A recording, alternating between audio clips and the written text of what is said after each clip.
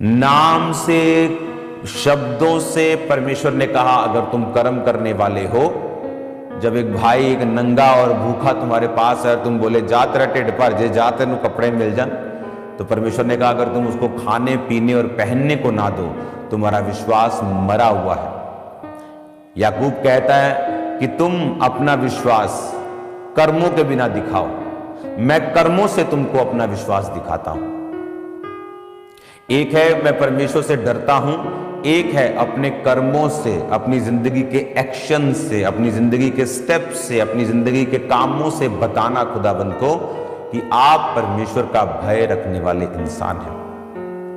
आप परमेश्वर का भय रखते हैं तो आपके घर में संडे शादी नहीं हो सकती। आप संडे कैसे शादी रख सकते हैं अपने घर में? संडे तो खुदाबंद का दिन है, आपको तो चर्च में होना चाहिए।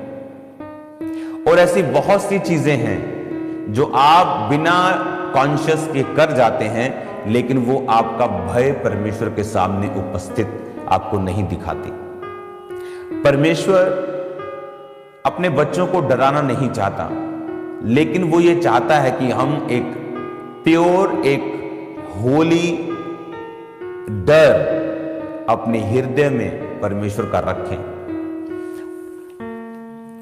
होता क्या है जब हम परमेश्वर के भय को अपने हृदय में रखते हैं?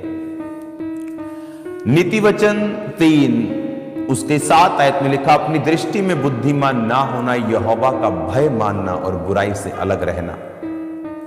ऐसा करने से तेरा शरीर भला और चंगा और तेरी हड्डियां पुष्ट रहेंगी। परमेश्वर ने कहा अपनी दृष्टि में बुद्धिमान ना होना,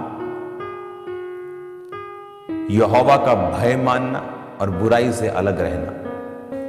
ऐसा करने से तेरा शरीर चंगा, तेरी हड्डियां मॉइस्ट, सूखेंगी नहीं। परमेश्वर बार बार बाइबल में अपने भय को बताता है। यहोवा का भय मानना बुद्धि की शुरुआत है।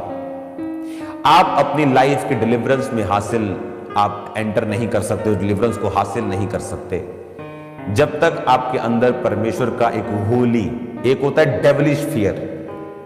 मैंने कई पास्टर्स को डेविलिश फियर में देखा है। मैंने 15 को मीटिंग करवानी थी, अगर 15 को नहीं कराऊंगा तो मैं मर जाऊंगा, परमेश्वर मुझे टांग देगा। ये डेविलिश फियर है। वो कोई शैतान नहीं है जो तुम्हें 15 को मीटिंग करवानी थी और 16 को पैलेस वालों ने बोल दिया डेट अवेलेबल है तो तुम मर जाओगे। वो डेविलिश फियर है और ये शैतानी है, ये निकलना चाहिए। आपका बाप आपको गलती करने पर मारता नहीं, लेकिन आपके अंदर एक होली फियर होता है कि खुदावंद के काम को किस तरह से मैंने करना है। अगर मैं ऐसा करूंगा तो ऐसा होगा, अगर मैं ऐसा नहीं करूंगा तो ऐसा नहीं होगा। यहोवा का भय मानना बुद्धि की शुरुआत है। एक काम आप अपनी बुद्धि से सेट करते हैं, दुनिया सेट करती है। बड़े बड़े बिजनेसमैन बन जाते हैं और उजड़ जाते हैं, उजड़ भी जाते हैं, बन भी जाते हैं। शारीरिक बुद्धि है, लेकिन एक बुद्धि है जो यहोवा के भय से आपको मिलती है। जब उन बुद्धियों से कोई चीज इस्टेब्लिश की जाती है, वो वंशों तक चलती है, वो कभी खत्म नहीं होती, वो कभी डिस्टर्ब नहीं होती।